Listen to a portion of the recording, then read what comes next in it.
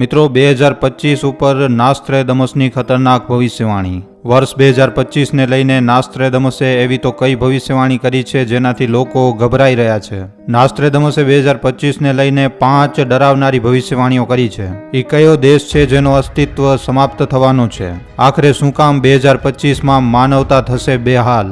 શું 2025 પોતાની સાથે લાવી રહ્યો છે ત્રીજા વિશ્વયુદ્ધની ચિંગારી?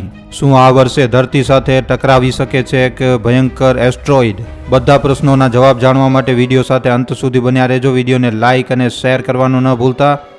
આખી દુનિયા વર્ષ 2024ને વિદાય આપી અને હવે 2025માં આવી ચૂકી છે. હર વર્ષની જેમ આ વર્ષે પણ લોકોને ઉમ્મીદો અને સંભાવના નજર આવી રહી છે. પણ મિત્રો, દુનિયાના મહાન ભવિષ્યવક્તા માઇકલ ધી નાસ્ત્રેદમસના અનુસાર 2025 હજી સુધીનો સૌથી વધારે ખરાબ વર્ષ છે. કારણ કે આ વર્ષે ના તો ખાલી દુનિયા ઉપર પ્રાકૃતિક આપદો કહેર વર્તાવશે, પણ એક વિશાળ એસ્ટ્રોઇડના, એક ઉલ્કાપિંડના ધરતી સાથે ટકરાવાની પણ ભવિષ્યવાણી કરવામાં આવી છે. પણ મિત્રો, અહીંયા લોકોની સૌથી મોટી ચિંતા ત્રીજો વિશ્વયુદ્ધ છે.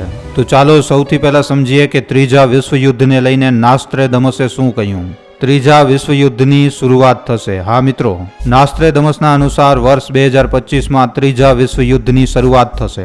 અને આ યુદ્ધ હજી સુધીનું સૌથી વધારે ખતરનાક અને માનવતા માટે ખૂબ જ મોટો ગંભીર સંકટ હશે. વર્તમાનમાં તમે બધા જોઈ રહ્યા છો કે ઇઝરાયલ અને ઈરાનની વચ્ચે જંગ ચાલી રહી છે. અમેરિકા, લેબનાન, ફિલિસ્તીન, તુર્કી, આ તમામ દેશો છે જે બંનેમાંથી કોઈને કોઈ દેશનો સમર્થન કરી રહ્યા છે. ત્યાં જ રશિયા અને યુક્રેન વચ્ચે ચાલુ થયેલો યુદ્ધ પણ હજી સુધી થંભવાનું નામ નથી લઈ રહ્યો. એવામાં જો ત્રીજા વિશ્વયુદ્ધની ચિંગારી ફાટી તો દુનિયાના ખાત્માનો સમય આવી શકે છે. કારણ કે બધા જ દુશ્મન દેશો એકબીજાને તબાહ કરવા માટે નીકળી પડશે.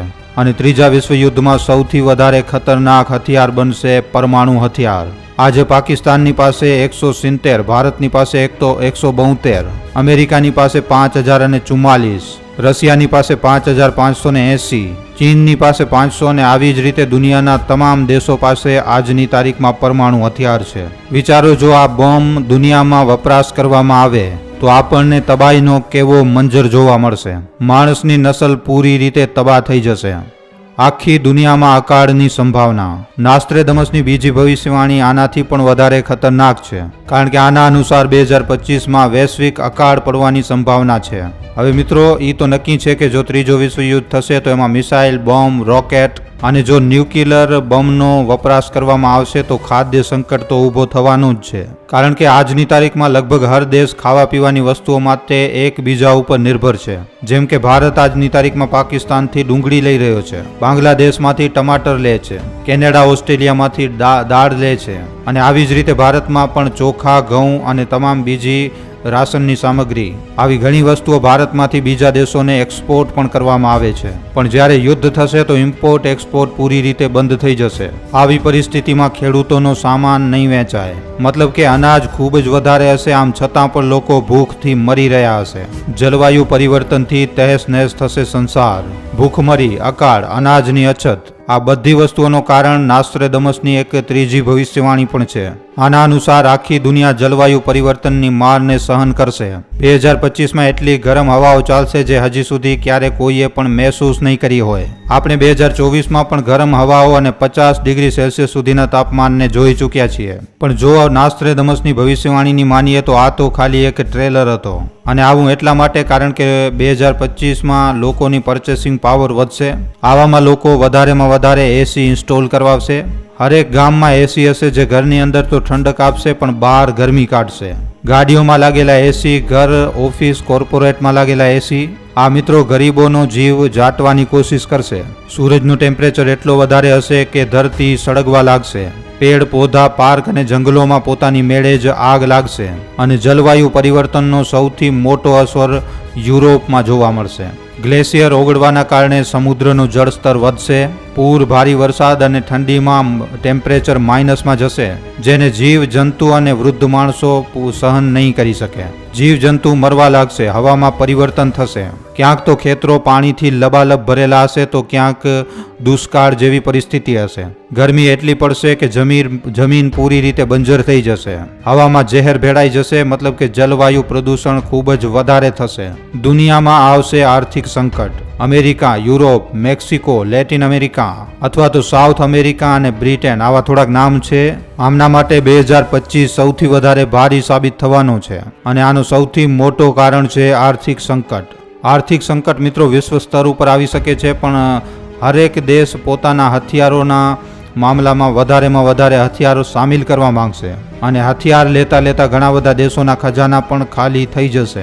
ત્યાં જ પોપ્યુલેશન એટલી વધારે વધી જશે કે ઘણા દેશો જનસંખ્યાની ડિમાન્ડને પૂરી કરતા પૂરી રીતે એ દેશ આર્થિક સંકટથી ઘેરાઈ જશે. આવી રીતે આખી દુનિયામાં પૈસાની અછત આવશે. અમેરિકાની કરન્સી કોલેબ થવાનો ખતરો છે. ત્યાં જ રૂસ યુક્રેન યુદ્ધમાં રૂસ ઉપર લાગેલા સેન્કશન્સ પછી રૂસની અર્થવ્યવસ્થા પણ આજની તારીખમાં કમજોર થતી નજર આવી રહી છે. આના સિવાય લોકોના પૈસા અને સોનું ખતમ થવા લાગશે. સોનાની વેલ્યુ નીચે આવી શકે છે અથવા તો પછી ખતમ પણ થઈ શકે છે, કારણ કે ભારી માત્રામાં હથિયારોનો વપરાશ પ્રાકૃતિક ખજાનાને નષ્ટ કરી નાખશે. ઘણા બધા એવા દેશ હશે જ્યાં પૈસાની કોઈ પણ વેલ્યુ નહીં રહે. આજે પણ બુરુંડી અને સોમાલિયા જેવા ઘણા દેશો જ્યાં પૈસા રદ્દીના ભાવમાં ચાલે છે. આના સિવાય જમીન બંજર થઈ જશે, ખેતીવાડી નહીં થઈ શકે. આંધી, તૂફાન, ચક્રવાત, પૂર, સુનામી અને જ્વાળામુખી ફૂટવા જેવી તમામ આપદાઓ લોકોને ખૂબ જ વધારે હેરાન કરશે. આ લોકોને ઇકોનોમિકલી કમજોર બનાવશે અને પૈસાની અછતના કારણે સમાજમાં અશાંતિ ફેલવાની પણ સંભાવના છે. મતલબ કે આવનારા સમયમાં માનવતાની સૌથી વધારે દુશ્મન સાબિત થશે. પણ મિત્રો 2025માં માણસનો સૌથી મોટો દુશ્મન તકનીક મતલબ કે ટેકનોલોજીને જણાવવામાં આવ્યું છે. હા મિત્રો, નાસ્ટ્રેડમસની 5મી ભવિષ્યવાણી કહે છે કે તકનીક અને વિજ્ઞાન બનશે કાળ. તમે બધા જાણો છો કે આપણે કઈ સ્પીડથી એઆઈ બાજુ આગળ વધી રહ્યા છીએ. આપણે આજની તારીખમાં રોબોટિક દુનિયા બાજુ ભાગી રહ્યા છીએ. કમ્પ્યુટર, લેપટોપ, મોબાઈલ ફોન આજે માણસના જીવનનો એક જરૂરી હિસ્સો બની ચૂક્યા છે. આ વસ્તુઓ માણસીય જીવનની સૌથી વધારે પહેલી જરૂરત બની ચૂકી છે. જ્યારે જો આપણે આજથી 15 થી 20 વર્ષ આગળ જઈએ તો દુનિયામાં અમુક જ એવા લોકો હતા જેની પાસે મોબાઈલ ફોન હતો. જ્યારે 50 થી 60 વર્ષ પહેલાં તો મિત્રો આ સુવિધા હતી જ નહીં. પણ આજની તારીખમાં નાના બાળક પાસે પણ મોબાઈલ છે. હરેક ઘરમાં 3 થી 4 મોબાઈલ ફોન તો એકદમ આમ વસ્તુ છે.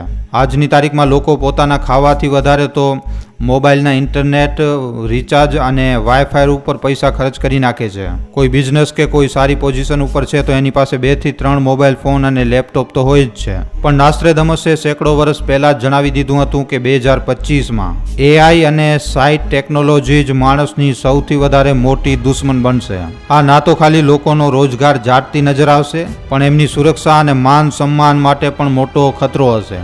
જોવામાં આવે તો આજની તારીખમાં વર્તમાનમાં આવું પણ થઈ રહ્યું છે. આજે મહિલાઓની ગંદી તસવીરો, વિડીયો અને એમએમએસ ઘણા લીક થાય છે. કોઈના ચહેરા ઉપર કોઈ બીજાનો ચહેરો ચિપકાવી દેવો, કોઈને પણ ગંદા કોમેન્ટ કરી દેવા, આ એકદમ આમ વસ્તુ થઈ ચૂકી છે. એટીએમ નથી હોતા આમ છતાં પણ લોકો બેંકમાંથી પૈસા સાફ કરી નાખે છે. મોબાઈલ ફોન ઉપર આવેલા લિંક ઉપર ટચ કરવાથી ફોનથી વાત કરવાથી આધાર કાર્ડ કોપી થઈ જાય છે. આધાર કાર્ડ નંબર, બેંક નંબર અને આના સિવાય અને એક સામાન્ય ઓટીપીના પિનથી પણ લોકો સાયબર ક્રાઇમ કરી રહ્યા છે. આવનારા સમયમાં હેકર્સનો તાંડવ હજી પણ આનાથી પણ વધારે વધવાનું છે. આના સિવાય નાસ્ટ્રેડમસે 2025માં એક એસ્ટ્રોઇડ જમીન સાથે ટકરાવવાની વાત પણ કરી છે, જ્યારે આના લીધે એક દેશ પૂરી રીતે બરબાદ થઈ જશે. એવું પણ કહેવામાં આવ્યું હતું કે એ દેશ હશે બ્રાઝિલ, જે પૂર, પ્રાકૃતિક આપદાઓના લીધે પૂરી રીતે બરબાદ થઈ જશે. આના સિવાય મિત્રો આ વર્ષ દરમિયાન એક બીજી ભયંકર મહામારી આવવાની પણ સંભાવના છે. પણ મિત્રો આ બધી વસ્તુઓ થશે કે નહીં આ તો આવનારો સમય જ બતાવશે. પણ આજના આ વિડીયો તમને કેવો લાગ્યો છે, આના ઉપર તમારા શું વિચાર છે, અમને નીચે કોમેન્ટ સેક્શનમાં લખીને જણાવવા ખાસ વિનંતી. મિત્રો, તમારા માટે એક સારા વિષય ઉપર વિડીયો બનાવવામાં અમને ઘણો જ સમય લાગી જાય છે. માટે આ વિડીયોના બદલે અમે તમારા પાસેથી એક લાઇક અને એક શેરની આશા જરૂર રાખીએ છીએ, કારણ કે તમારી એક લાઇક અને એક શેર અમને આવા જ જાણકારીસભર વિડીયો બનાવવાની પ્રેરણા આપે છે. માટે જો આ વિડીયો તમને પસંદ આવ્યો હોય તો આ વિડીયોને લાઇક કરીને તમારા મિત્રો અને પરિજનો સાથે શેર કરવા ખાસ વિનંતી. અને જો તમે અમારા ગુજરાતી દુનિયા નામના યુટ્યુબ ચેનલ ઉપર પહેલીવાર આવ્યા છો તો હમણાં જ આ ચેનલને સબસ્ક્રાઈબ કરી લેજો. સબસ્ક્રાઈબ કર્યા બાદ બાજુમાં જે બેલ આઇકન, જે ઘંટડીનું નિશાન આવે એને દબાવી નાખજો, જેનાથી અમારા દરેક વિડીયોની જાણકારી તમને નોટિફિકેશનના માધ્યમથી મળતી રહે. આખો વિડીયો જોવા બદલ આભાર. હવે આપણે મળીશું એક આવા જ નવા જાણકારીસભર વિડીયોમાં. ધન્યવાદ.